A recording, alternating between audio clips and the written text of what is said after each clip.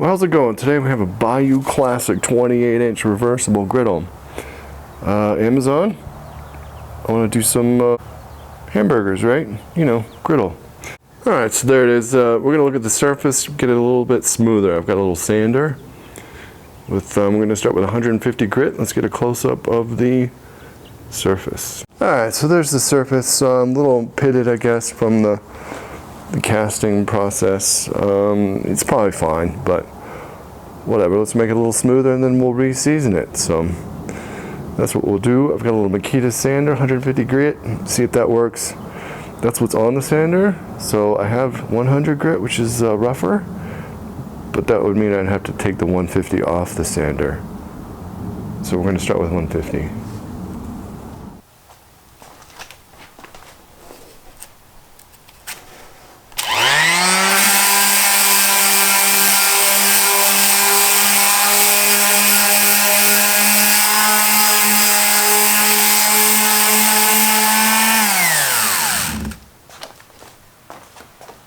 So let's try this thing.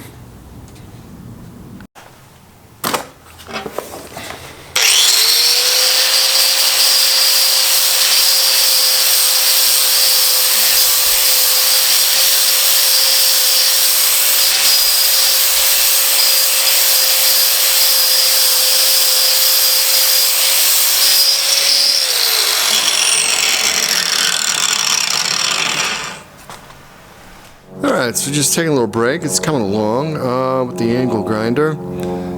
And so yeah, you can kind of tell by the amount of sparks that it's putting out how rough it is, but definitely takes some patience. It is getting smoother. It's still kind of pitted a bit, but you can definitely tell it's smoother than when we started out, and that's all I wanted. So onward. Alright, so I think I'm happy with this. Still some pitting there, but they're small enough that it still feels really smooth on your hands. So I think we're going to go with that. I did a little bit more. I put a second sanding spinny guy on the angle grinder and just did a little bit of 20 minutes of 100 grit sandpaper. I didn't go any further up on the grits. And I think the seasoning will kind of help, when we put oil on it and heat it up. I think it'll kind of fill in the pits yet, but it still feels much better than what it started out with. So anyway, yeah. So next up, just clean it up really good and season it. All right. So here's a little different look in the sink. I just washed it up, so it's pretty shiny. Still see a little bit of the pitting there, but I think we're going to be alright. Alright, so after cleaning in the sink, it did kind of start rusting pretty quickly, so I took some rubbing alcohol, cleaned it up with a paper towel, got some oil on it real quick, real thin coat with a paper towel. Just canola is what I'm using. You can use special stuff.